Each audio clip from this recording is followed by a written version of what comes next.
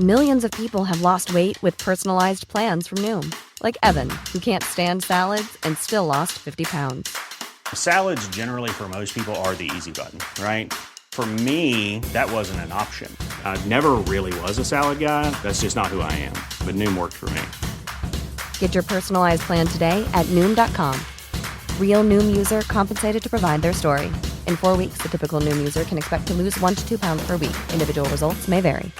This is Paige, the co-host of Giggly Squad, and I want to tell you about a company that I've been loving, Olive and June. Olive and June gives you everything that you need for a salon-quality manicure in one box. And if you break it down, it really comes out to $2 a manicure, which is absolutely insane. It's also so easy to get salon-worthy nails at home with Olive and June. The difference between how your nails used to look when you did them yourself and now with the Mani system is a complete game changer. The best thing about Olive and June, too, is it's a quick dry. Dries in about 1 minute, lasts for 5 days, and full coverage in up to 1 to 2 coats. Visit oliveandjune.com/perfectmani20 for 20% off your first system. That's oliveandjune.com/perfectmani20 for 20% off your first system.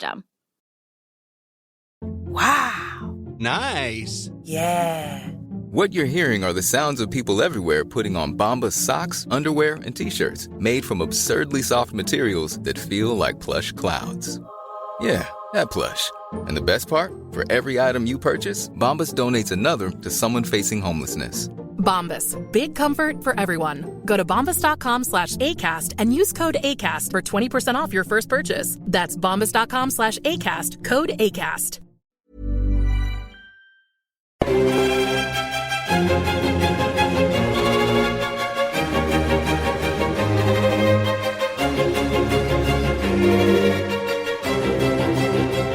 Hello and welcome to The Napoleonicist. I'm excited today because we're going to try something a bit different. I'm joined by Jack Gill, who is going to talk to us about his new book, The Battle of Znaim, Napoleon, the Habsburgs, and the End of the War of 1809. Jack has already had a distinguished career. He is author of a number of very well-received works, including a multi-volume work on the 1809 campaign called Thunder on the Danube, and has also written with Eagles to Glory and A Soldier for Napoleon. He's been awarded the John Elting Award from the Napoleonic History Society, is adjunct professor for the Near East South Asia Center for Strategic Studies in Washington, D.C., and is an associate fellow of the International Institute for Strategic Studies. Jack, it's great to have you on the Napoleonicist. Welcome. How have you been? Well, we're doing very well, thank you, and it's a delight to be here. Your website looks just great. It's a model of its kind in many ways. I love the visuals, and it's fairly easy to navigate. So it's a nice addition to the scholarly community. Oh, thank you very much. That's very kind of you. I didn't bring you on just to compliment me, but I'll take it. Tell us a bit about your research interests, first of all, because you've written a fair amount on this period. So what grips you and why the fascination with the Napoleonic Wars? Well, I've been interested in military history for really as long as I can remember, from early childhood. And this is an interest that spans the entire spectrum of military history, both in time and topic, which is to say many periods and many of what we might call functional areas, although that's not a term we normally associate with military history, but functional areas in the whole enormous field. In terms of time, I've read a great deal about other periods outside of the Napoleonic Revolutionary era, especially the American Civil War and the Second World War, as well as rather far afield, post-independence, India and Pakistan, but other areas and regions as well. My main focus has always been what we call operational or campaign histories, but of course those do not exist in a vacuum. They draw on topics and other functional areas, again, that include everything from recruiting to army organization, the military's role in society, logistics, and of course technology. My particular favorite being tanks. So when we came to London for the British Commission of Military History event that you organized last year, we were able to make a side trip to Bovington for the first time, so that was a complete delight. The why is more difficult to explain in any kind of an objective fashion.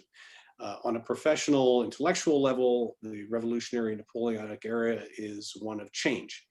And whether we call that evolutionary or revolutionary, to me, is more or less irrelevant in a lot of respects, because what matters, in my opinion, is that there's a lot that's happening. There are a lot of trends and developments that come to a sort of fruition in this period that will have repercussions for centuries to come. So if we just think about how armies were organized operationally through the Cold War, corps systems, divisions, brigades, all of that, that all comes together in this period of time. Now, as a young boy, of course, the drama and the colorful uniforms, painting figures, that sort of thing, were all a big attraction, as well as some of the astonishing personalities. It's in an era of colorful personalities. It seems to have too many colorful personalities. You can barely keep track of them all. So those remain interesting to this day, and never losing sight of all the attendant horrors of conflict and people having their legs blown off or freezing to death or all kinds of other dreadful things. I was just reading, in fact, on a soldier or an officer recording a battle in 1813 where an ammunition wagon blows up, and he talks about the soldiers who are badly burned as a result of this. And he says, only the fact that I've been involved in so many battles so far allows me to even think about or bear these kinds of dreadful occurrences. On a personal level, when I was 12 years old, I received for my birthday a David Chandler's Campaigns of Napoleon from a wonderful aunt. And I've never regretted treading that historical path ever since. But it existed before then, but maybe that's a good measuring point in terms of personal experience. So growing up in the States, was Napoleon on your curriculum over there? I mean, it's certainly not on the curriculum over here these days. Were you taught about Napoleon at school, or was it just something that was tangential to your education? No, it was very tangential, just an interest of mine, my own. And in the what we call high school and whatnot, you might have heard, yes, French Revolution, Napoleon is this emperor guy over there in Europe someplace, but there would have been no detail on him. And in college or university, only if you took courses specifically on that era in European history. At the U.S. Army Staff College, in military history education, you would have a section or several pieces on Napoleon, along with other strategists and military thinkers, but no, not part of the standard American educational curriculum. Interesting. Let's turn to talk about your book now. You make the point very early on in your book on Znaim that the battle has become a bit of a footnote in history. So before we talk about the events themselves, why do you think that that's become the case, and what made you want to write specifically about this engagement? Well, I think you're exactly right to call it a footnote, and it tends to become lost, in my view, in the clutter of events after Wagram. So Wagram is on this titanic scale, and it dwarfs everything before Leipzig in terms of size and scale. I mean, Borodino comes close in some respects, and Alec McRibse's book on Borodino points that out. But it's almost as if historians after Wagram are as exhausted as the armies were. They're just, oh my gosh, okay, we've had hundreds of thousands of soldiers gathered here, never seen anything like this in modern European history or early modern European history, and won't until 4 years later, and then not till really the First World War, maybe 1866. So, oh gosh, we're exhausted. This is too complex. And yeah, okay, then there's some pursuit, and then there's this other engagement, and then peace happens. But here we have at Znaim, Napoleon commanding in person against the Austrian Archduke Charles, so Austria's best general, in a battle that's fought over a 2-day time period. So it's not just some kind of skirmish that happens on an afternoon. And a total, if you add up both sides, of over 100,000 men involved. Militarily, operationally, it's an example of an interesting meeting engagement between two largely veteran armies, but with a big imbalance in numbers, favoring the Austrians. And the French on the attack, despite being badly outnumbered. So we add to that the fact that there could have been very, very different outcomes. And to me, that makes it pretty interesting all by itself. But we can highlight some other additional aspects that, if we go beyond the mere drums and thunder, there is a big major thunderstorm that we'll talk about in a bit, but that brings the fighting to a stop. So there is some thunder going on, and there are, of course, lots of drums. But if we consider that, first off, the battle occurs while both sides are sending out peace feelers, so simultaneous with vicious fighting, there's this intertwining of war aims and diplomacy simultaneously with the forced marches and the combat. And then secondly, the battle and the associated Franco-Austrian negotiations occur in a context of a really kind of sordid and acrimonious debate within the Habsburg leadership. So basically, there are those on one side who want to fight on to what one, you can call him a German patriot or an anti-Napoleonist, Friedrich von Gens, calls the phantom of a glorious end. So they want to continue on, die with sword in hand or something like that. And those who see, on the other hand, that immediate peace is really the empire's only hope for survival. So the inside Habsburg leadership circles, there's this bitter debate going on.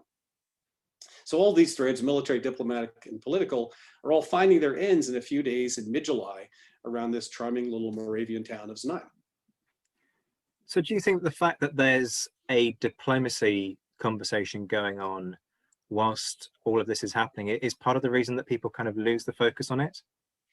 Well, it could be. And I think another problem is that there's not been much written in detail about the battle itself.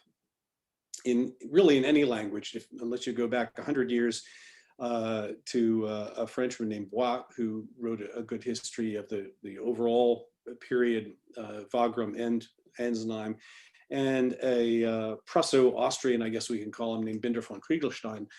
But other than that, there's not much to go on. So it hasn't drawn attention. And as I say, I think people just become, by the time you're writing the book in English, you finish with Wagram and think, oh my gosh, the publisher isn't going to give me another 20 pages to talk about this. So I guess I better wrap things up. That's interesting. I mean, is there a temptation, just because we have a lot of big set piece battles during this period, to just kind of be drawn to the bigger, more obvious set piece engagements and therefore push something like Znaim to the periphery? Do you think it's that kind of mentality, in the same way that if we talk about Waterloo, people talk about what happened on the 18th of June and much less so what happened at Ligny and Quatre Bras? They sort of become a sideshow almost, even though they could potentially have revolutionized that campaign.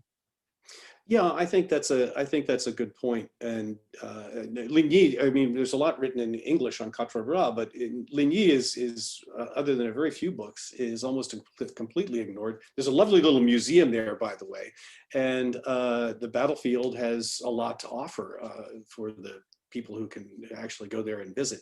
And it's a very, very interesting engagement.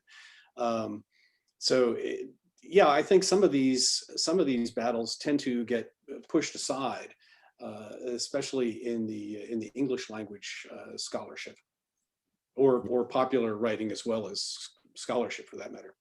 You're absolutely right. Ligny is, I mean, Quatre Bras, Waterloo, very self-contained. Ligny is a very different field that reveals kind of very different things about understanding what warfare was probably more typically like than you would get from Waterloo and Quatre Bras, in my opinion. Yeah, I think that's a good point. And as I say, I think it deserves close study. There's a lot written about it on the German side, or in German, on the Prussian side, one should say, more specifically. And there are all sorts of interesting characters involved there. I mean, beyond the colorful Blücher and Gneisenau, his chief of staff, you have Clausewitz, the chief of staff on the Third Corps, to General Thielmann, who is a Saxon, who's rebranded first as a Russian and then as a Prussian, and has a very checkered, at least, history.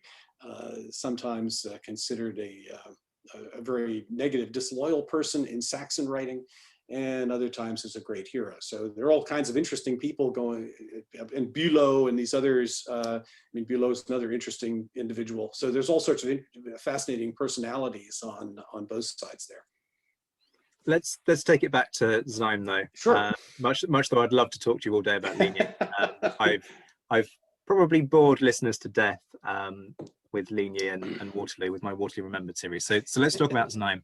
A lot of listeners, as we've kind of touched on already, maybe haven't heard of this because it has kind of been pushed to the periphery. I have to admit, until I met you and read your excellent book, I certainly hadn't. So set the scene for everybody. This happens just after Wagram, doesn't it? But whilst that armistice is being negotiated. Yes, that's correct. So the battle occurs several days after Wagram. So the first part of the first, 50 or so pages of the book talk about the overall war. And I don't call it a campaign, I call it a war, which is kind of, to me, more in line with US, NATO terminology here in the 21st century, 20th, 21st centuries. But anyway, the first part of the book, you have to set the stage in the entire war, in part because of this bitter fighting inside, this debate inside Austrian leadership circles, because that begins even before the war opens, and it continues on and only gets more poisonous as the war continues between the Archduke Charles on the one side and those who are sort of fight to the death types on the other side. So the beginning of the book is the opening of the whole war, and then there's a section, of course, on Wagram, and then the pursuit. So the Austrians are retreating after Wagram, the French are pursuing from 7 to 9 July. So you've got about 4 days of pretty interesting, to me, small scale engagements that have a lot of attraction all by themselves. And the narrative then moves on to the actual battle on 10 and 11 July with the simultaneous peace possibilities and these debates inside the Habsburg court and senior officers. So if we set the strategic scene, Wagram happens on 5 to 6 July. It's an enormous battle, and it's fought after Napoleon expends enormous effort to bring every possible bayonet, saber, and cannon to the field at just across the Danube from Vienna. And this crossing of the Danube on the night of 4 to 5 July is really one of the great river crossings in all of military history. I mean, there was an astonishing achievement and fascinating all by itself. But Wagram's not enough. The Austrians escape intact. So all of Napoleon's effort does not produce the kind of victory that he wanted. It's not a Jena or an Austerlitz that he kind of had a right in some respects to expect. The Austrians get away, and casualties on both sides are dreadful. So it's not what he's looking for. And that brings us to war aims and to the battle that ends up at Znaim. Napoleon, in terms of war aims, wants this war, an unwanted war from his perspective, to be over as rapidly as possible. But now, after Wagram, he's got to chase Charles's army north into the Moravian mountains, and the war could go on for weeks. There are all kinds of possibilities for unpredictable, undesirable developments he doesn't want to see.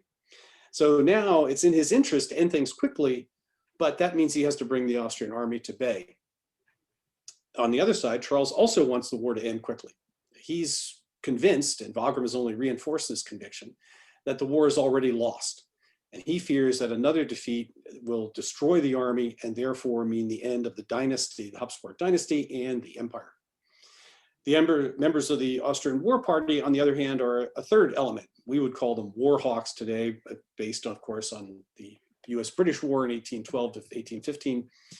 And they despise Charles. I mean, it's sometimes really quite astonishing reading some of the things that are written to the Austrian emperor, the Kaiser, who's Charles's elder brother, about Charles. I mean, disparaging him in remarkable terms to his older brother. So while Charles is trying to end the war, they want to continue on, and they want to fight to the end. So after Wagram, Charles is retreating to the north. He's hoping to gain some breathing space. His army's very battered. He wants to recover. He somehow thinks Napoleon will grant him that time. And he's trying to persuade his brother, the Kaiser, to open negotiations. On the French side, Napoleon's willing to accept either a military or a diplomatic end to the war as long as it's a clear victory. But his exhausted army loses touch with the Austrians, and so he has to send pursuit forces on 2 different avenues in hopes of regaining contact and bringing the war to an end. From 7 to 9 July, therefore, the French are constantly pushing the Austrians, trying to determine their principal line of retreat, while the Austrians are steadily backpedaling. Every night a march, every day an attack, writes Charles. The French finally locate the bulk of the Austrian army, but most of Napoleon's reserves are now too far away. They're still at the Wagram battlefield. So it's a question of time. Will the Austrians be able to pass out of Znaim, which forms a bottleneck, as we'll talk about, I think, in a bit, or will Napoleon be able to arrive in time with enough reinforcements to deal them the crushing blow that he had hoped to inflict and did not at Wagram? Or there's yet another possibility, and that is, will these very tentative edgings towards peace bring at least a temporary cessation to the fighting, if not an end to the war by itself. So that's kind of the strategic picture if we approach this battle on 10 and 11 July 1809.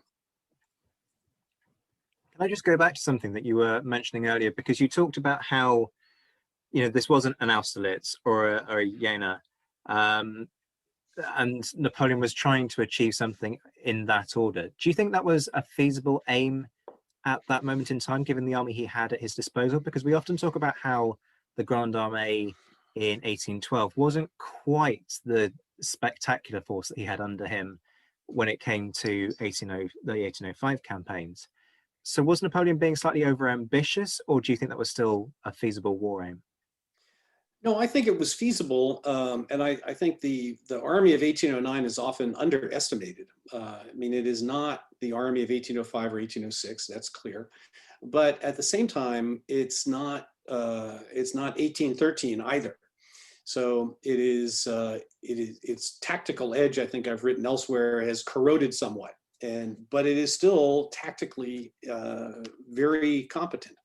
And the army can maneuver. It's not just blocks of sullen, ignorant conscripts being shoved around the battlefield. It can maneuver quite effectively and has, at several points, despite being outnumbered and in sort of from a geographic standpoint, disadvantageous positions, on the tactical level, achieves some pretty remarkable successes. But it is not, you know, the Austerlitz army or the Jena army by any means. That's also clear. So I don't think it was unreasonable. There's an interesting argument to be made that what Napoleon does do is he underestimates the resilience of the Austrian army, and some of that can be attributed to the corps system which the Austrians have instituted, and that this, as some authors will point out, makes a big difference in the Austrian army's ability to cohere despite the battering that it takes at Wagram. And then had you had an army that was barely organized even at the division level, like the Prussians at Jena Auerstedt, that the Austrian army, you could arguably say, we just think about it here on the point of my head, you could arguably say maybe the Austrian army would have broken apart. But it is more resilient and it's more well tied together. Soldiers, when they're retreating and they're lost, they don't know where to go. There's a great account of one battalion commander who says, well, I was asking everyone where the 6th Corps had gone, because that's to whom he belonged. And so he's trying to find his proper place to go. So it's a more resilient army. It's in some respects better trained and more coherent. And therefore poses a challenge to Napoleon, despite all the effort he puts into getting his forces across this major river obstacle to fight the Austrians. Where do you feel the Austrian army is at this point in its development? Because it goes through a series of reforms and developments, doesn't it? So where do you think it is in that kind of transition towards what it eventually becomes? Well, I think in some respects, 1809 is its pinnacle, and it is not as I mean, the Austrian army does just fine in 1813, 1814, but in many respects, I think the army of 1809 is the Habsburg Empire's best effort during this whole period. There's curiously, because of the defeat in 1809, when it comes to 1813, the way they organize the army is essentially in a corps system, but no one dares to use the word corps. So instead, they use an awkward phrase, Armeeabteilung, which means kind of sort of army section or army. In World War II terms, it's usually translated as army detachment. But no one wants to say corps, because the whole notion of army corps has been sort of sullied by the experience of 1809. That was the first time they tried it. And they tried it poorly, because they only institute the corps system in February of 1809, and then they launch a war in the very beginning of April. There's been no training. The corps commanders don't know what to do. The corps staffs, such as they are, don't know what to do. So no one knows really how to behave in a corps system. But it does lend, I think, arguably the army a great deal more robustness than it had sort of demonstrated earlier. And tell us about Znaim itself as a location. Where is it, first of all, and why does it become the focus of this battle? Yeah, Znaim is now called Znojmo.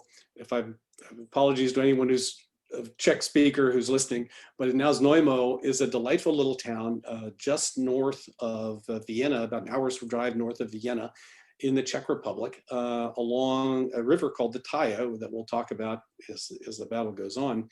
And it's only a few kilometers north of the border with Austria. You drive up there through beautiful wine country. It's really a delightful place.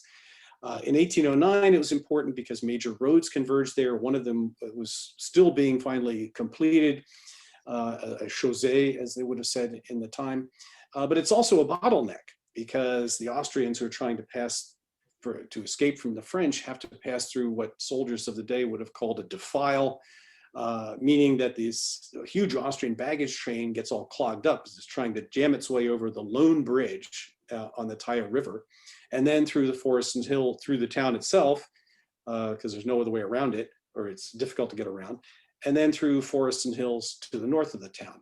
So this defile imposes a very lengthy delay on the Austrians as they try to retreat, and therefore the French pursuit is able to catch up on the 10th of July. And talk to us about the battlefield itself. I know it's very difficult to try and sort of paint a picture through words. And in an ideal world, people would have a map in front of them, which of course they will have if they buy your book. So go buy the book. That's right. But give us a sense of the terrain, of the locations, of the key points of fighting. Try and kind of flesh things out for people. Sure. Okay. If in that period of time, soldiers would talk about positions. And an ideal position would have characteristics such as easy lines of retreat, some high ground so you could see the enemy's approach, maybe an obstacle in front of you, so the enemy attacking you has to cross a stream or those sorts of things. And from the Austrian perspective, Znaim was not a good position in quotation marks. It is the town is an old, it dates back to the 11th century or so, maybe earlier. It was a small walled town, and the terrain around, and it has this river that flows in that covers its southern approach. So coming from the south, you have to cross the river, then get to the town. The town is walled, so you can't just sort of walk in anywhere. You have to go through a gate. To the west, or the French left, the Austrian right, the river winds around and has very steep cliffs. So it's basically unapproachable from the western side. You can approach from the south, but you have to cross the river. Coming from the east, where one of the French forces comes, and Napoleon himself, you've already passed the river. So there's easy approach from the eastern side, or the southeast really. And yet the terrain is very choppy. And in French and German, even in the German language, they would use the word coupé. So it's not something where you have a good overview necessarily. It's chopped up by narrow ravines that make it difficult for cavalry on the central part of the field. But the eastern part of the field is quite open and rolling, and so it's suitable for cavalry. And the French cavalry is, the Austrians are terrified because of their experience in the war, of the superiority in numbers and tactics of the French cavalry. So from the south, you have to cross the river to get to the town. From the east, southeast, you can approach the town, but there are these narrow ravines. The hillsides are all covered with vineyards and orchards, especially cherries. And there are all kinds of accounts of soldiers climbing into the trees to eat the cherries because it's hot. They're exhausted. They haven't been well fed, and they put down. Some of them put down their muskets, climb into the cherry trees, grab cherries, and then they change places with other fellows in the firing line. And the other guys go up and get some fruity refreshment before continuing on. So it's one of these bizarre things in warfare. I love that image. That's just so typical of soldiers during this time, isn't it? The other fighting. That's right. That's right. Well, where's the food? Where's the wine? Supposedly, according to the local history, the French go past what had been a monastery, and the Austrians had turned it into a tobacco factory. And how you do that, I don't know. But there was an organ there, and apparently some exuberant Frenchmen were playing the organ while the battle was going on, which just seems completely bizarre. The other angle is that the that's difficult to portray verbally is that the Austrian line of retreat, this one major road that goes through Znaim to generally to the north, but the French approaching from this southeastern side, sort of past the river, as I mentioned, and that'll be General Marmont, and Napoleon will show up on that side. They're actually very close to the Austrian line of retreat. So the Austrian line of retreat is almost parallel with the battle line. And so the Austrians are very, very sensitive and worried about their left flank, which is where Napoleon and Marmont will show up. And they're very concerned that the French will intercept their line of retreat. And if that happens, there's no other major road, and they're going to be forced to flee into over rough dirt tracks and into hills and very rugged terrain. So how good is the intelligence that the Austrians have then? If you kind of got this flank almost sort of hanging in the wind, as it were, how much do they actually know about where the French are? Well, there are two angles here. One is that the Austrians they didn't want to fight there, and they did not plan to fight there. But because they've left the back door open by sort of poor deployments, they end up being caught in a meeting engagement, which is not the preferred way for the Austrians to fight. So they did not care to or plan to fight there. So that's not so much a matter of intelligence, it's just being caught by surprise where in the geographic location. But on the intelligence side, it's also very interesting. I mean, here we are in the middle of the Habsburg Empire. One would think that there would be very easy for them, and they have certainly an experienced and an adequate cavalry. It would be very easy for them to collect intelligence, and yet their intelligence on the French is really quite poor.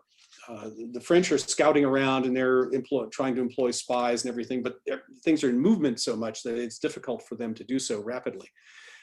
But the Austrians have a very poor idea of where the French are. They are, one, convinced that they're outnumbered. When they're not, they actually outnumber the French by a considerable degree. And secondly, they think that that Marshal Davout, for one, is present with his entire Third Corps, and he's not. He's trying to get there, but he's got another 30 kilometers or so to go. So, and they fear that Prince Eugene with the Army of Italy is coming, and he's not. So it's actually quite surprising that in the middle of their own empire, their intelligence is really quite limited. And how does the battle play out then? Well, so we've talked about the French pursuing, the Austrians retreating, and the Austrians leaving this back door open. The reason is Charles was trying to establish himself in a true position. So he said, well, there's the position on this little stream, and we're going to form ourselves there. But they failed to do so. And that's because the French are following them on in these two lines of retreat. On the side that has to cross the river coming from the south is Marshal Massena. And on the side that has to come from the southeast, does not have to cross the river, is still General Marmont, who becomes promoted the day after the battle to Marshal. And Napoleon sends message that he's now a Marshal, much to Marmont's surprise. But through a lapse of attention, the Austrians have left this back door open in front of Marmont. And so that gives him access to this defile at Znaim. In fact, the Austrian Emperor, Kaiser Franz, is happily taking his lunch at an inn called the Three Princes in the town of Znaim on the 9th of July. But he has to pack up and dash away in some haste because anxious staff officers come riding in to tell him that, Marmont's scouts are only about an hour away outside of town. So the emperor himself is in danger, and the French actually capture a whole bunch of kind of courtiers and whatnot who've been too slow and didn't make the escape. But luckily for Franz, Marmont was delayed, and he's delayed mostly by widespread inebriation among his infantry. I mentioned that the region is very famous for its wines, and that's a whole story all by itself. So on the 9th of July, please tell us the inebriation story. So on the 9th of July, it's very hot, and in those days, of course, provision of water and other drinkables for soldiers was not the first consideration until you were in a bivouac and you put yourself by a stream and hope that the cavalry wasn't parked upstream from you somewhere with its watering its horses and the horses doing other things in the river. So the soldiers are very thirsty.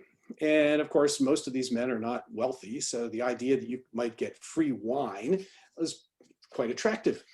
And the region is full. I mean, it's if the numbers are correct, the amount of wine is astonishing. And there are all these wine cellars. So soldiers would break into the wine cellars and avail themselves, usually quite wastefully, just knocking the corks or the taps out of the wine or shooting holes in them and then carrying the wine away in buckets. And apparently some were suffocated because of the crowds that were trying to jam into these narrow underground cellars. And sometimes there were already Austrians in there drunk initially, and the French just kind of, okay, fine, you know, who cares about Corporal Franz over there? Where's the wine? And so Marmont writes later on that his infantry is basically out of action. He takes then severe measures. A couple of guys are executed for indiscipline and bad behavior. He visits all the bivouacs that night, chastises the officers for poor discipline, not taking care of their men. But it takes the wind out, if you will, out of the pursuit on the 9th of July. His cavalry continues on, which is why Franz has to pack up his, finish his sandwich or whatever he's eating and dash away from the Three Princes Inn. But the infantry is more or less out of action, and therefore has to, Marmont is delayed by 12 hours or a day in his pursuit. There are so many parallels there with what happens in the Peninsular War. These images of dragoons casually shooting open vats of wine and everybody kind of descending and fighting for the scraps that spew out. There's a wonderful account from a Bavarian artillery drummer, is that Marmont's force, is the small corps, includes a division of Bavarians, and they wore white pantaloons, white linen trousers. And he talks about how sort of staggering out of some cellar with buckets of wine, and how the bottoms of his pantaloons were stained red because that happened to be a cellar with lots of red wine. Although I think predominantly they produce whites up there. But there are all kinds of scenes like this. And the Austrians, even before the French show up, this has been a problem for the retreating Austrians.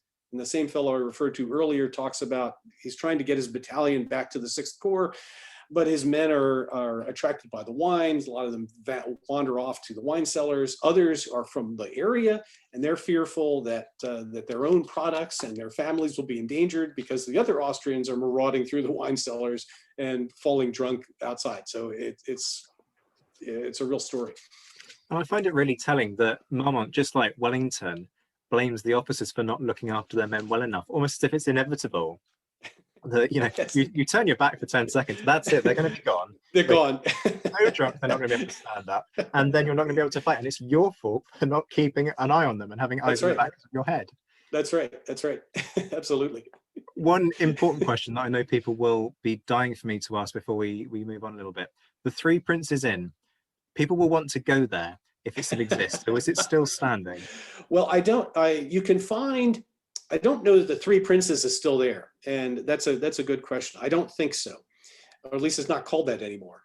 They do have a plaque that shows where Napoleon had visited, and because he doesn't spend the night there, but he does go to Znaim after the battle and reviews Marmont, or at least parts of Massena's corps.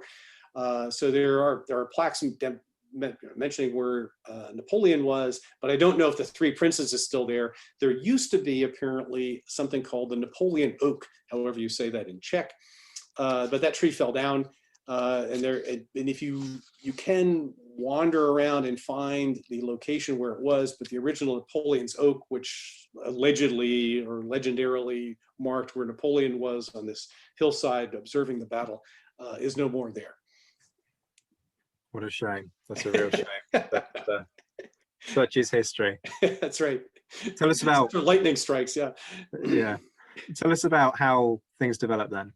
Okay, so Marmont's men, after they get over their hangovers, or while they're dealing with their hangovers, in fact, there's a because the Bavarians are there, there's a lot of great sort of anecdotal information. One guy records that, well, yeah, and I can't imagine what this did for horses, but some of the cavalrymen would try to water their horses with wine, which I can't imagine was very good for equine health.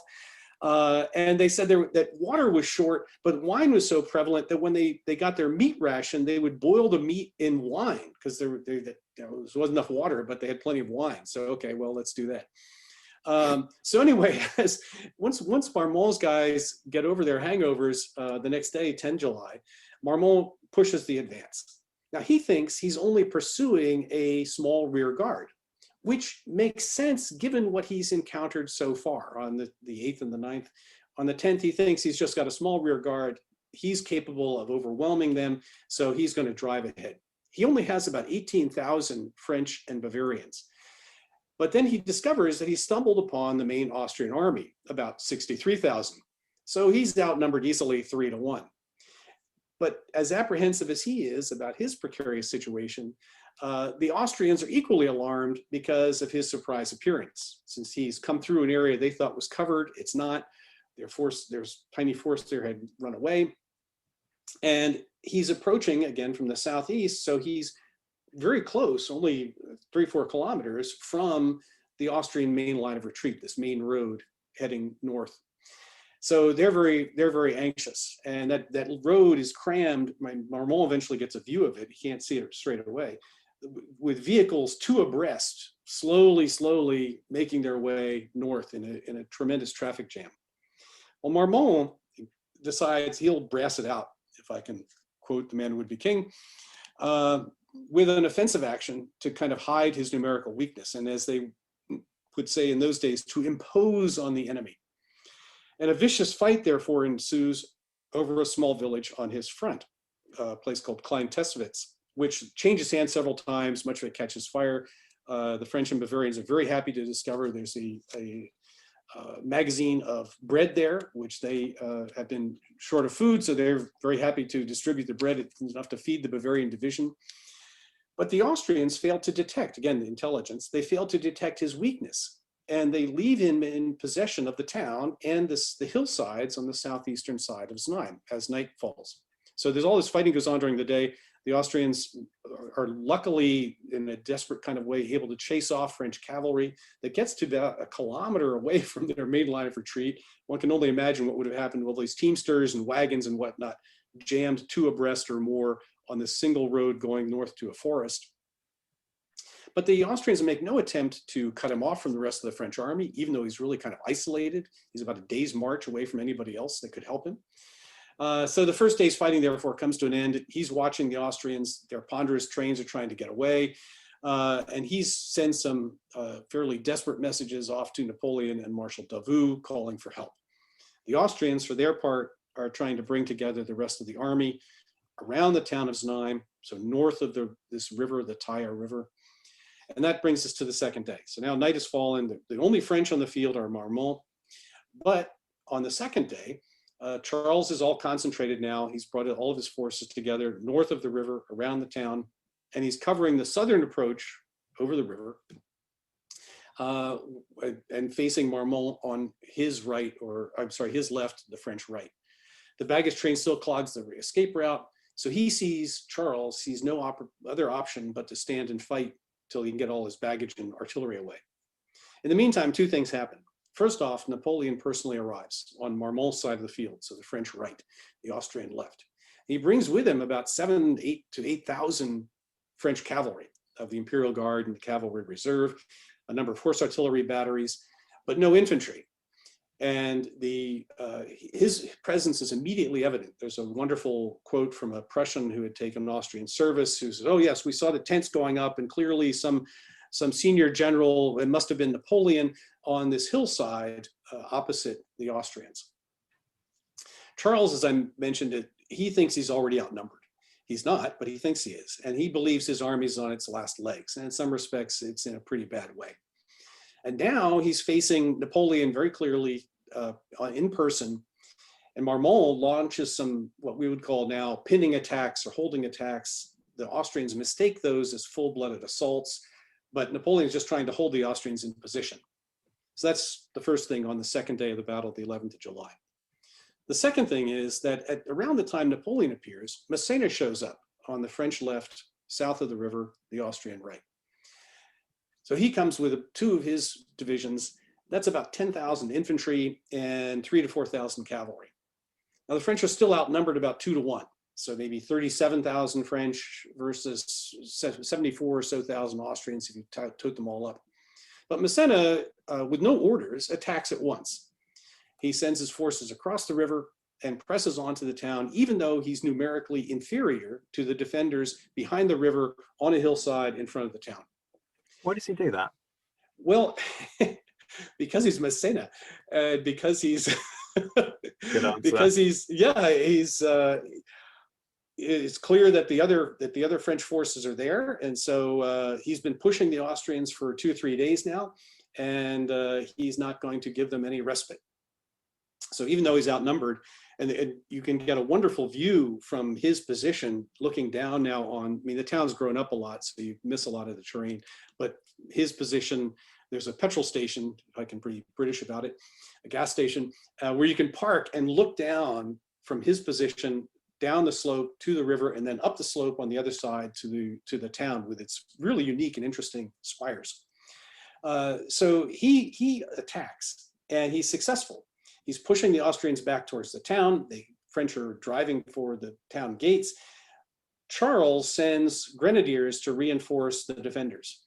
And one of those grenadier battalions, launches an attack by accident or by happy happenstance with the Austrians.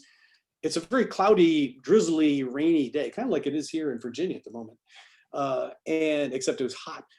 And the clouds burst at the same time that these grenadiers attack. So in seconds, muskets won't fire, commands can't be heard, visibility vanishes, and the French and the Germans, because Massena also has a brigade of Badeners and a brigade of Hessians, the French and the German soldiers of Massena's corps tear off into trying to find some shelter, most of them from this tremendous downpour. Well, the Austrians then attack, and the French and German soldiers scatter all over. The Austrians are driving now towards the river that Massena has just crossed and its lone bridge. But Massena retains his composure. He's in a carriage because he'd been injured just prior to Wagram and couldn't ride a horse very well. So from his carriage, he orders a counterattack by the French heavy cavalry, the cuirassier division that's attached to his corps. And the French cuirassiers drive across the bridge, savage the grenadiers, killing, capturing, or scattering, wounding most of them. Most of the battalion is destroyed, and the cuirassiers then drive for the town gate. So the Austrians are now in full retreat, just as the French and Badeners were moments ago.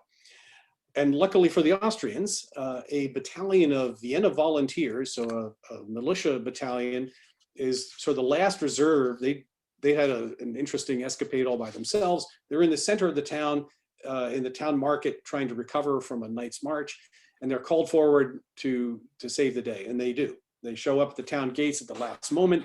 The Austrians lower the toll barrier, and these Vienna volunteers hold off the French, who are now, of course, their horses are blown, the soldiers are exhausted, they're disordered, and they fall back. So the town's saved for the moment, but more French troops arrive. They're still outnumbered. And the fighting is going on, raging really with great bitterness, when suddenly, to everyone's surprise, staff officers appear to call for a ceasefire. And they ride between the lines to announce that a ceasefire has been agreed on the battlefield. Two of these men, one of whom is the famous or infamous leader general, then Captain Marbeau, he's wounded, and his Austrian, lightly but very painfully, and his Austrian counterpart is wounded quite badly because they can't get the soldiers to stop shooting. But nonetheless, it takes them about an hour to get that all to stop. But by around 7 o'clock in the evening, 1900, on 11 July, musketry and cannonade stops. And although nobody yet knows it, the last shots of the war have been fired. In fact, one of Massena's aides-de-camp is Markgraf Wilhelm of Baden, because of the Badeners in Massena's corps. And he jokes with Marbeau that, oh, well, you were wounded by the last musket ball fired in the campaign. So that's how the battle then plays out in these 2 days. It is in many respects quite dramatic, even though there's not a lot happening on Marmont's side of the field. On Massena's side, there's all sorts of drama unfolding as this rainstorm happens and Austrian grenadiers attack, French heavy cavalry goes, counterattacks, and back and forth it goes.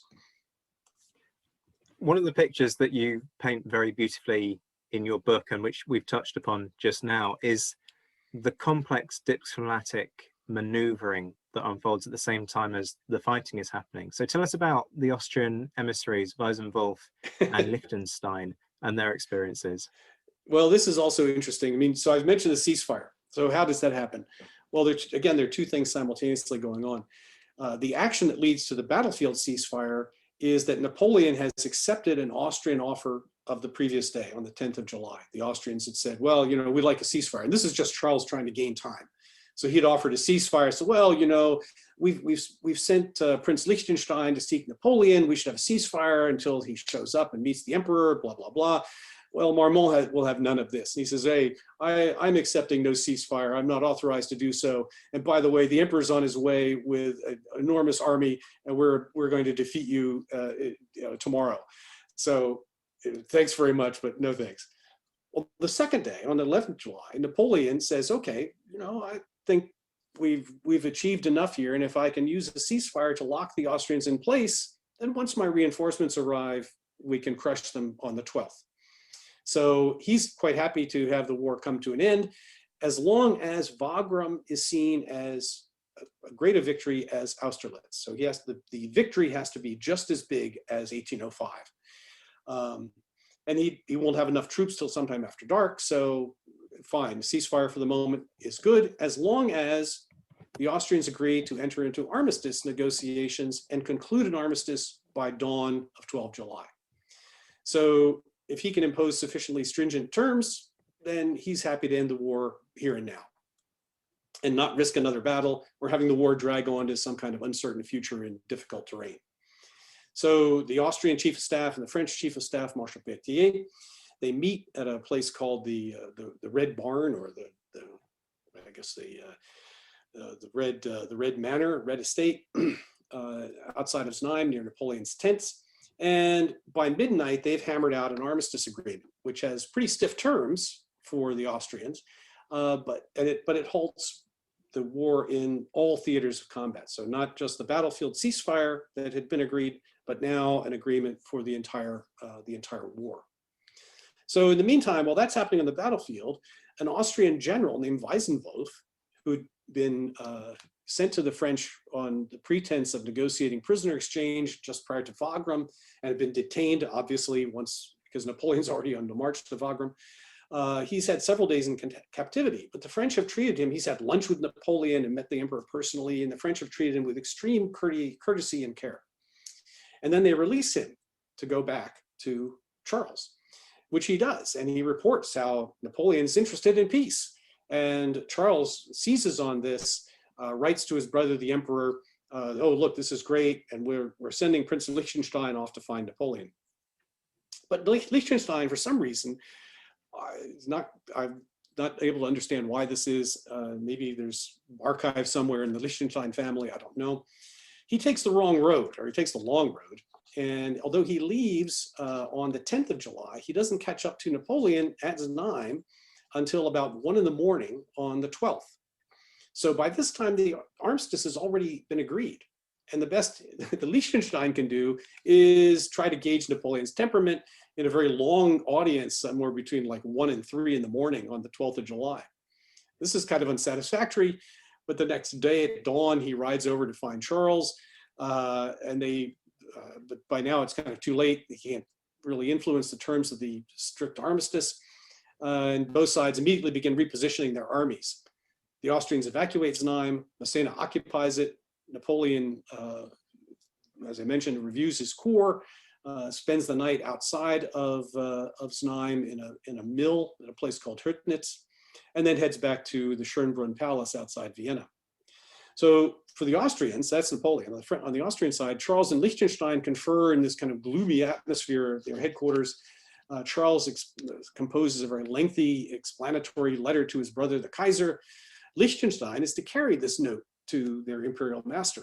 But inexplicably, he delays for several days. He owns some estates there in Moravia. And he, after talking to Charles for a day or so, he then rides off and, I don't know, takes a rest for a day or so in one of his estates, and then stops to see Napoleon at Schönbrunn Palace in Vienna. So the first that the Austrian Kaiser learns about the armistice is through French outposts who tell their Austrian counterparts, oh, by the way, this is way down in Hungary, not in Znaim, but the French have notified their whole army, there's an armistice, stop fighting. And so they, down in Hungary, they say, okay, no more shooting with this armistice. Well, the Austrians don't know anything about this. The emperor doesn't know, so he's surprised. He tells his generals, don't believe this until you get a letter from me. So even though negotiations were in the offing and his advisors had encouraged him to stay in what's now the Czech Republic, the good Kaiser Franz has headed off to Hungary.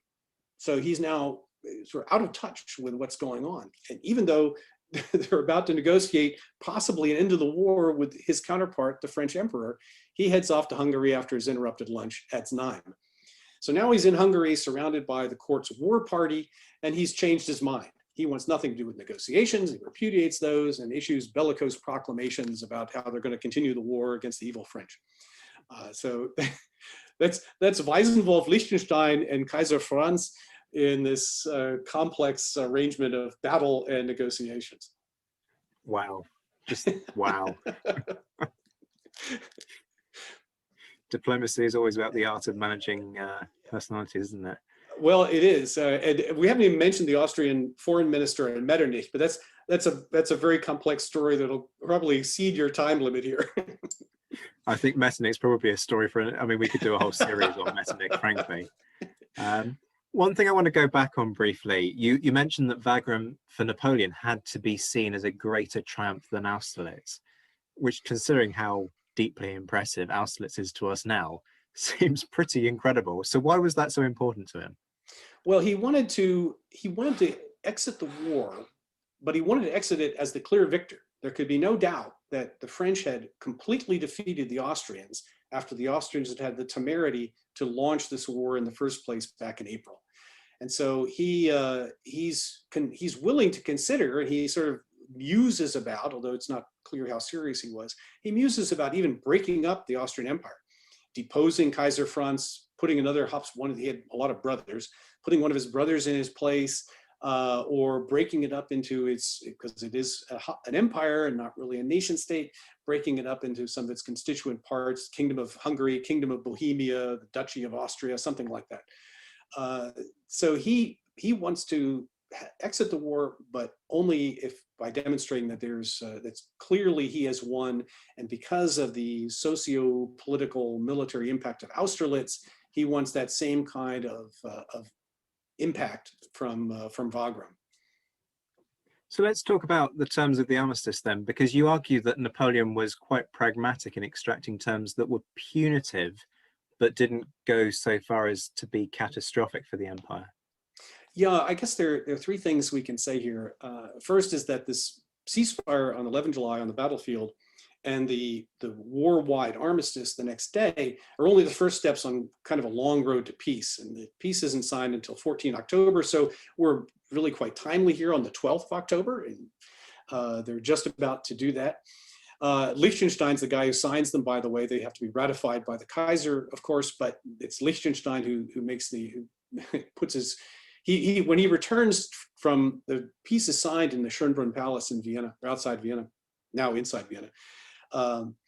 And when Liechtenstein returns to Hungary, where the Kaiser is, he meets Metternich, and he says, well, I've signed this peace.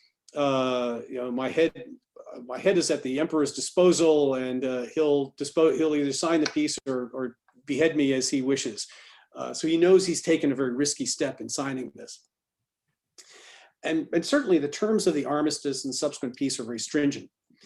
The armistice, first off, in July, leaves the French army in occupation of about 1/3 of Austria's land area, including Vienna, which means Napoleon's in the central strategic position to counter the Austrians should they decide to renew hostilities. In the meantime, his army, of course, is supplying itself at Austria's expense. Food, wine, ammunition, cloth, all the other things, horses that an army might need. So then in October, when the peace comes at Schönbrunn, it's indeed punitive, which is, again, in line with Napoleon's insistence that Wagram and Austerlitz be as equally conclusive. So the French, of course, withdraw from Austria, but Austria also loses about 110,000 square kilometers of land with a population of about 3.5 million souls, as they would have said in that day, as well as its access to the sea, which in those days would have been through what was then called Fiume and Trieste on the Adriatic. And Austria has to join Napoleon's continental system and recognize the Napoleonic kings that have been installed in Naples, which is Murat, and of course, Joseph in Spain. And it's supposed to pay a hefty indemnity, which had become a big point of contention. But it could have been worse. And even Paul Schroeder, who's certainly no friend of Napoleon, says that, look, this was not as devastating as what was imposed on Prussia in 1807. And as I mentioned, Napoleon considered even taking apart the Austrian Empire and decides not to do that. So why doesn't he decide to do that? Is that because it would create a power vacuum? Because he's not shy in doing these things. You know, Holy Roman Empire didn't serve a purpose that he felt was worth kind of perpetuating it, so it was dismembered. So why not do that to the Austrian Empire? Was that going to be too difficult in terms of management in the longer term? Would it have created some kind of power vacuum? Equally, we've got the Russians that we need to talk about at some point who have a role to play. What's stopping him from doing that?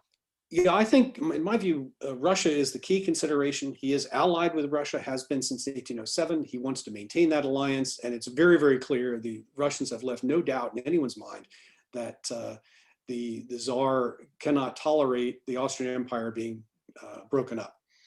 And in the meantime, some of the French are saying, well, look, you know, the Russians, how much can we trust them? And maybe it's not a bad idea to have Austria left as a large buffer, along with Prussia on one side and the Duchy of Warsaw, and then Austria as buffers between us and the Tsar's empire.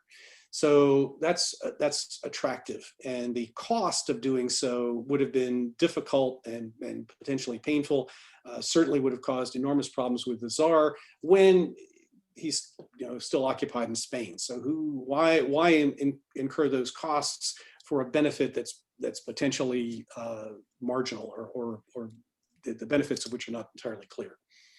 And of course, not part of the treaty and is the fact that he ends up then married to Kaiser Franz's daughter, Marie Louise. The following year, in early 1810, they marry, and shortly, a year later, Napoleon II is born. So that's the whole point of that. And so you have, in addition to this, again, it's not part of the treaty, but this whole idea of a new marriage for Napoleon was already in the works, and they then settle upon Marie Louise in the wake of this victory in 1809. So the other point that's kind of interesting on the armistice is what happens to Charles. So he has some plenipotentiary powers as the army's commander-in-chief, and he decides to use those powers to sign this armistice, even though he knows that this is not in line with his brother, the emperor's expectations. But he's absolutely convinced that if the war continues, the army will be destroyed. And that with the army gone, the dynasty would likewise be destroyed. So indeed, Napoleon tells the Tsar at one point, I only negotiate with Austria because they still have an army in the field. So Charles's explanations, however, find no takers at the Kaiser's court. He's now safely off in Hungary, as we talked about. Instead, when Charles's letters arrive, they spark disbelief, indignation, and vociferous outrage, all exacerbated by the fact that Liechtenstein is so late in delivering the bad news. So Charles is instantly bombarded with all manner of chastisements, and in my view, reading the letters that are sent to him from the emperor, he's really treated like some sort of a junior subaltern. So, almost told, well, okay, make sure your shoes are shined, and don't forget to comb your hair, and take a shower now and again, take a bath now and again, and are your uniforms all buttoned properly? I mean, it's this really demeaning, in my view, way. So he's physically exhausted, he's ill, he's bitterly frustrated, didn't want to go to war in the first place, which is one reason that in the book I go back to the very beginnings, even though it repeats some of the work from the trilogy of 1809, to trace this Charles's opposition to the war and his contest, this nasty contest with members of the court who are strong advocates of the war. So when it comes to an end, he's deeply bitter. And he finally, on the 23rd of July, submits a letter of resignation, which the Kaiser accepts instantly. And there's only a little handwritten scribble, about 2 or 3 sentences on the bottom of Charles's letter. This, oh yes, thank you so much for your service to the empire and the dynasty and everything, but we accept your resignation, and even though it's regrettable and really too bad. In the meantime, be sure to turn over command to Liechtenstein and assure that all is well. Thanks very much. And Charles then goes into permanent retirement. So the whole business is done in rather, to my mind, unseemly haste and with very poor grace. So Austria thereby deprives itself of probably its only general at that time who is capable of taking the field against Napoleon, and thus makes any chance of a renewed war with the French, any kind of success in a renewed war, even less likely. So it's the peace negotiation period on the Austrian side is also very interesting. Liechtenstein technically is in charge of the army, but he's also the one going back and forth to Vienna to negotiate with Napoleon. So how can he be in charge of the army and get it set for a renewed war if he's the one conducting the negotiations and on the road half the time between Hungary and Vienna? Anyway, but you want me to talk about Russia for a minute? Yeah, I mean, I'm just staggered by firstly the conflict of interest for Liechtenstein, but also just what an incredible case of shooting yourself in the foot by depriving yourself of one of the best commanders of the age by accepting Charles's resignation. That's just incredible. Well, it's fascinating in that if you, as I mentioned earlier on, the disparagement that's heaped on Charles by his opponents in the court is really quite amazing. And they see him as timid and ineffective, one of the complete, well, if I can use the colloquial toady, one of the real toadies of Kaiser Franz, says, oh, well, Charles is even a completely ordinary general would have defeated Napoleon by now. So this is the kind of attitude amongst those who want to pursue the war. And so they're very happy, and they are actively trying to undermine Charles. I cannot prove, but my guess would be that many of these, to me, demeaning letters sent from the Kaiser to Charles are at the behest of or drafted by Charles's opponents in Hungary at the court. So it's really quite astonishing. So anyway, back to Russia. Thank you for asking about the Tsar's mighty empire. Russia plays an almost unknown role, but a very important one in the war, as well as in the lead into the war. And I talk about this quite a bit in the 3-volume history, but it's important to keep in mind here at the very end of the war too. So even though Napoleon and the Tsar have been allied since 1807, the Tsar is obligated by this alliance to assist the French. It doesn't say go to war with, but it does say something like, assist or come to the aid of or something. The French should Austria attack Napoleon. This has all been reaffirmed in October of 1808. In fact, right around now. In fact, today, 12 October is the day Napoleon issues the decree disbanding the Grande Armée. So the army that fights in 1809 is the army of Germany, not the Grande Armée. And so in 12 October 1808, he disbands the Grande Armée. A lot of them, of course, go where? Across the Pyrenees to Spain, and some remnant are left in Germany. Anyway, the Tsar, however, he tries to dissuade the Austrians from going to war, because it's very clear what the Austrians are planning in prior to launching the attack. But at the same time, he has no interest in seeing Austria destroyed or its power curtailed too much, because he doesn't want to be face-to-face only with Napoleon after Prussia's been destroyed and crushed. Moreover, there's a strong anti-French sentiment in the Russian officer corps and Russian social elite and political elite in general. So the Tsar, even though he has these obligations to Napoleon, his interest is not to see Austria beaten too badly. and he tries to satisfy both parties. He sends an army corps, about 30,000 or so, into Austrian Galicia, so now parts of Poland and Ukraine, in kind of symbolic support to Napoleon. But he instructs his commanders not to fight the Austrians. So this is very clear to Napoleon. Among other things, they intercept a letter that one of the Russian commanders writes to an Austrian Archduke who's commanding in Poland, saying, "Oh, we certainly don't want to fight you." And well, the Poles intercept this, send it to Napoleon. Napoleon's furious.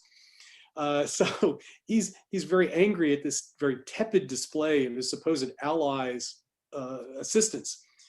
But the Austrians aren't reassured either, although they try to generate an active correspondence with the Russians. They notice the Russians keep eating up their territory, and they wonder, well, will the Russians ever leave? Will they ever go away?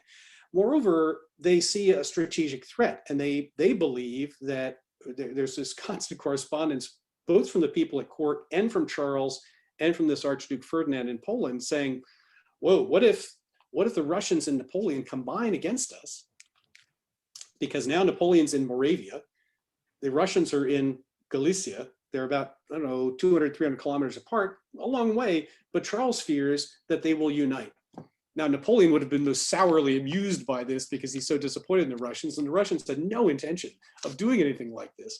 But it's an active fear on the Austrian side, and no one writes about this. This is, this Russian element. There's a great piece, my friend Alex Mikripse and I did a joint panel on the Russians in 1809 for the Consortium on the Revolutionary Era a couple of years ago. And his article is published by the Fondation Napoleon, which is a very good piece. My paper is not published, but the conclusions are in the book. The Austrians try to all sorts of things to get the Russians to either back off or maybe to fight them. And so it's a fascinating to read the anxious Austrian correspondence about Russia during this period of time. And Charles, in explaining the armistice, when he's trying to exculpate himself, he cites the Russian presence in Poland as one of the reasons that, not only have we held off the French and saved the army, but we've stopped the Russians in their tracks, and they will not move any farther now into encroach on us any longer. So even though they are not engaged in any combat, Russia plays a really important and generally, as I say, largely overlooked, it's a largely overlooked variable in calculations on both sides. It's such an incredible, you've put together such a beautifully dynamic picture of such a complex issue. I can now see why your book is, hundreds of pages. It's a really thick volume. When I mentioned that I was doing this on social media, I got a request in from Geraint Thatcher, who wanted to ask about Archduke Charles and why he didn't get command of the Austrian force in the Russian invasion of 1812 and beyond, and instead it was given to Schwarzenberg. Now, you've touched on this slightly, but just develop that slightly for Geraint's sake. Sure. Yeah, Charles is badly discredited, and he is after 1809. And although he is the emperor's brother, and although some of the senior Austrian generals, so in this period of peace, the Austrians are actively debating whether or not to renew the war, and if so, how they would do that. And a couple of the senior Austrian generals, Bellegarde for one, I think Liechtenstein too, though I could be mistaken, they, in their memoranda to the emperor, to the Kaiser, they say, look, what we really need is we need a member of the imperial household to be in charge of the army, because that ensures obedience, that ensures sort of good morale, and therefore, they don't say, please bring back Charles, but they say, we need a member of the imperial household. Now, whether that would be Archduke Ferdinand, who commanded in Poland, Johann or John, the younger one is probably too young, but this is one of the claims. But the Kaiser will have none of it. And the faction that opposes Charles in the court is so strong that he's not even considered and he probably would have been sort of overqualified to command what they called the auxiliary corps in 1812. Sadly, it is entirely called and officially called the auxiliary corps, and never has any sort of nicer, more refined designation than auxiliary. So he's not even considered for that, and probably would have been overqualified to command a force of 20 to 30,000.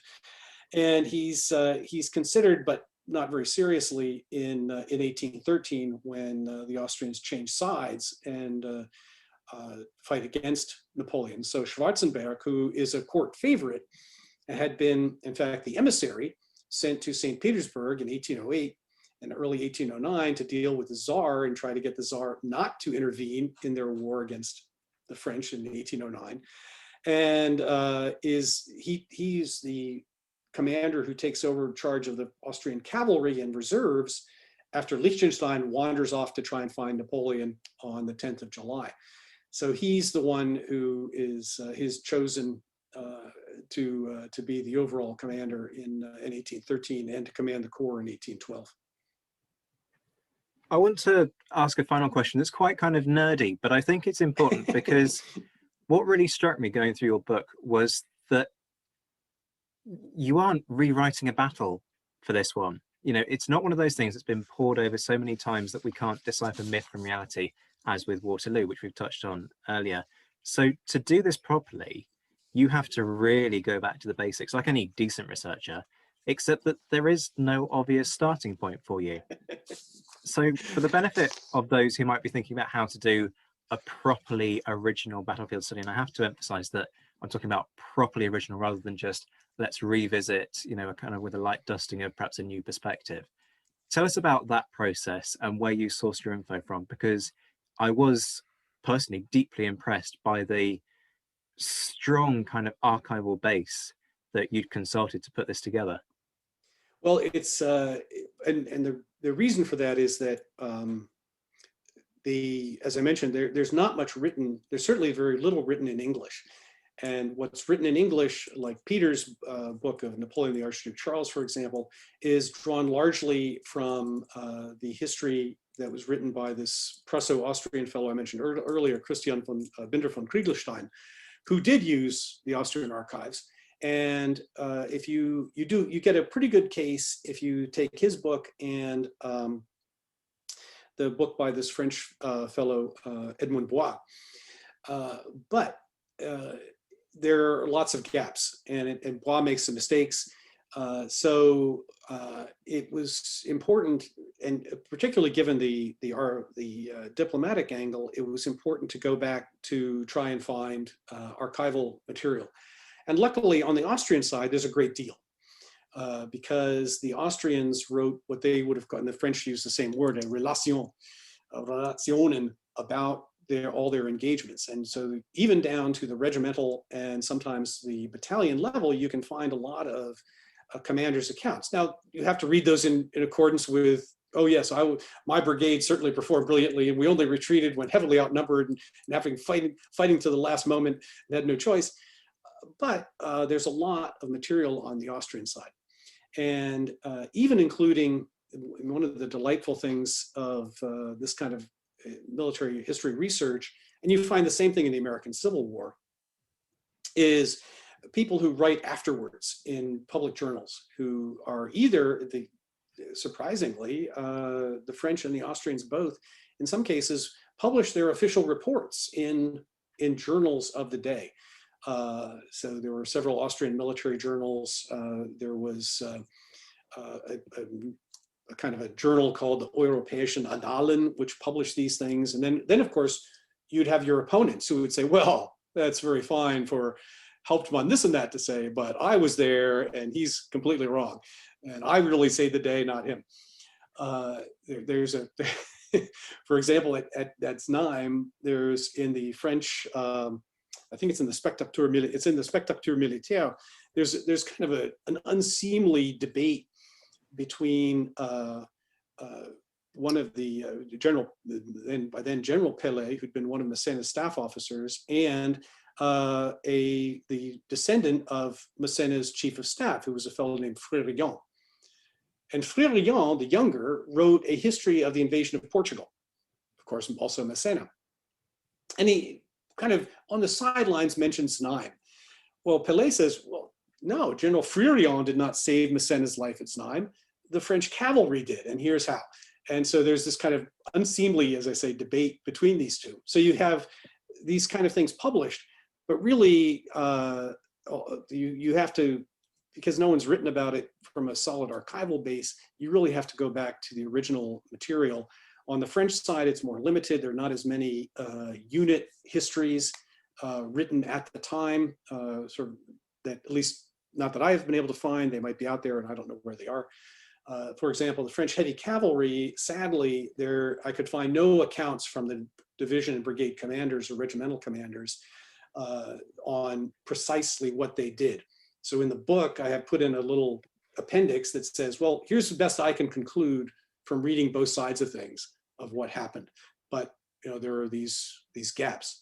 And likewise, some of the diplomatic interaction, it's not entirely precisely clear. I mean, you have some tantalizing things like the letter that the Austrian commander of the rear guard sends to Massena, saying, we plan to send the Prince Liechtenstein to meet your emperor. So we've got that, and that's great. And you have a draft of the Kaiser's instructions to Liechtenstein, but exactly how Liechtenstein made his way and why he decided to wait before going off to see the Kaiser, and what other kind of communications were going on, because there are some, again, tantalizing hints, but not entirely explained. So there's always room for more research. And I was very fortunate that to have great, spend a lot of time in Vienna in the state archives and the war archives, some time in Vincennes a long time ago, and then find people who could help me by locating and copying things on my behalf, and assistance from all sorts of other researchers and real scholars.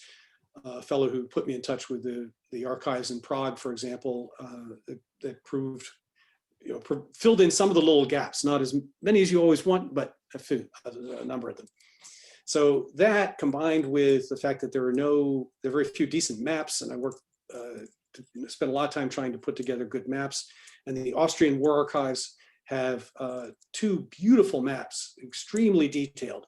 So you get a sense of where everyone was, at least as they saw things, and then you have to fill that in from the French side, but where things were, and particularly the terrain at the time. So how big was the village in 1809 compared to Znaim, which is really sort of expanded today.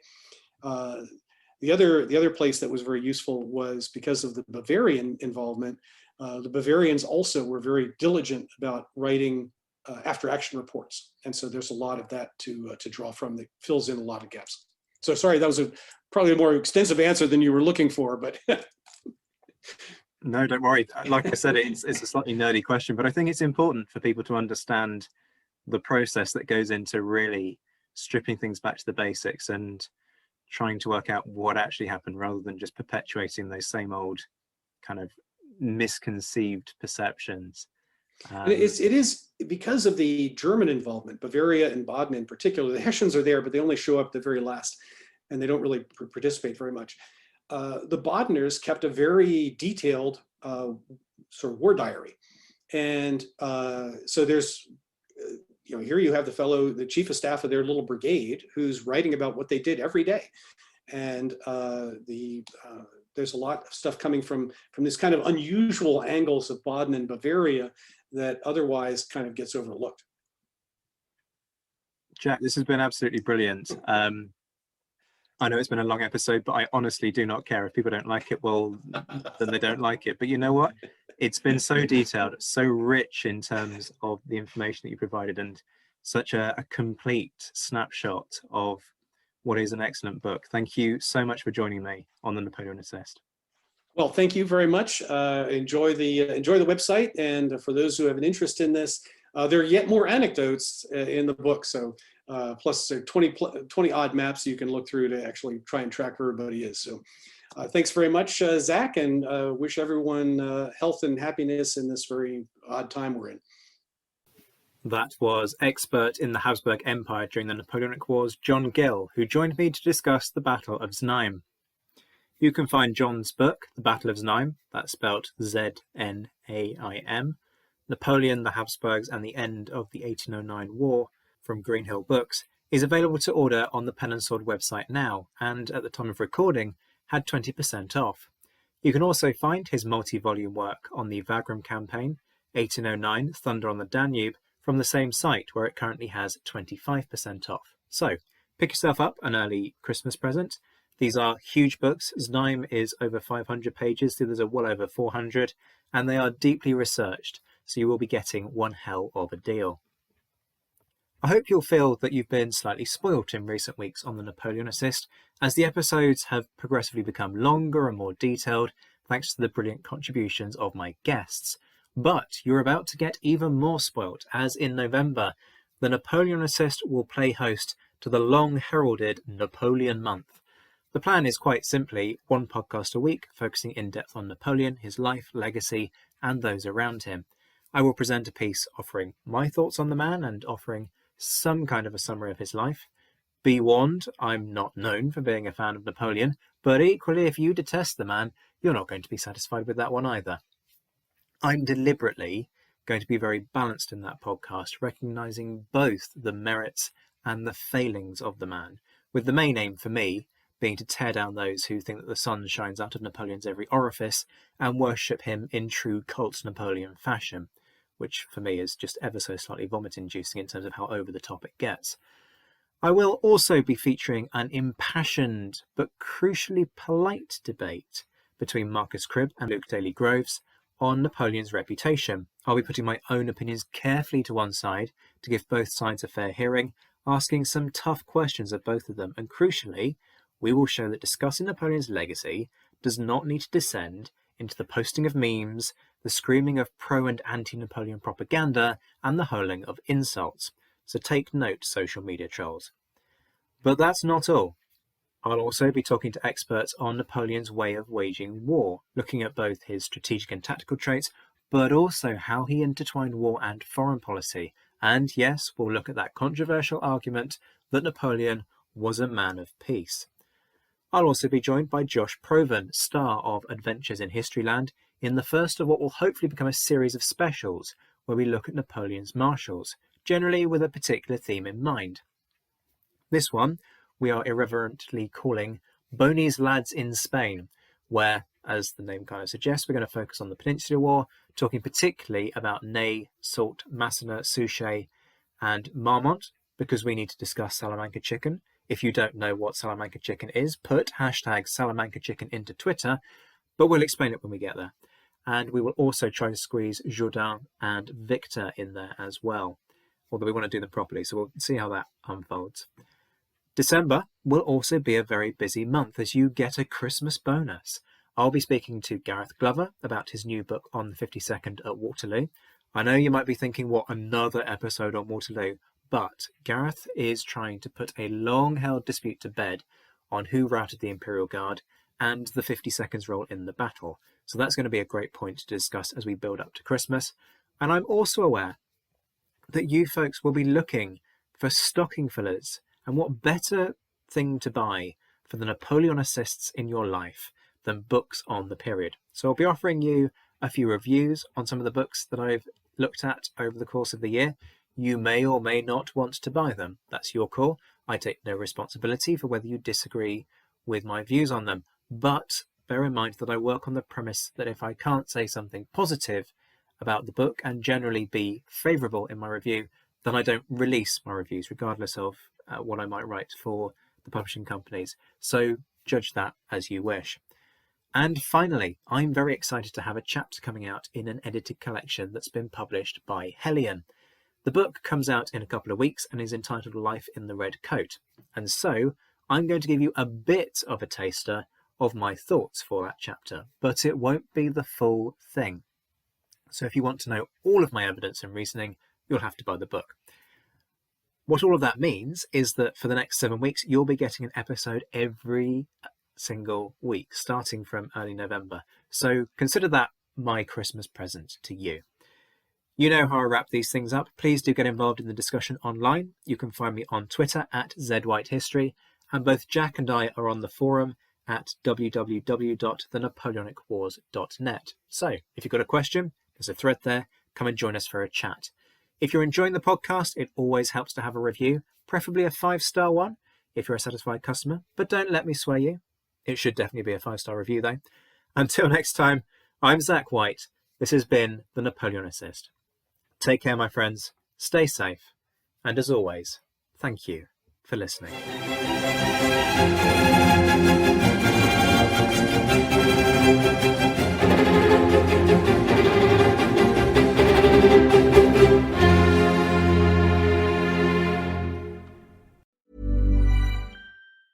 Planning for your next trip? Elevate your travel style with Quince. Quince has all the jet-setting essentials you'll want for your next getaway, like European linen, premium luggage options, buttery soft Italian leather bags, and so much more. And is all priced at 50 to 80% less than similar brands. Plus, Quince only works with factories that use safe and ethical manufacturing practices. Pack your bags with high-quality essentials you'll be wearing for vacations to come with Quince. Go to quince.com/pack for free shipping and 365-day returns.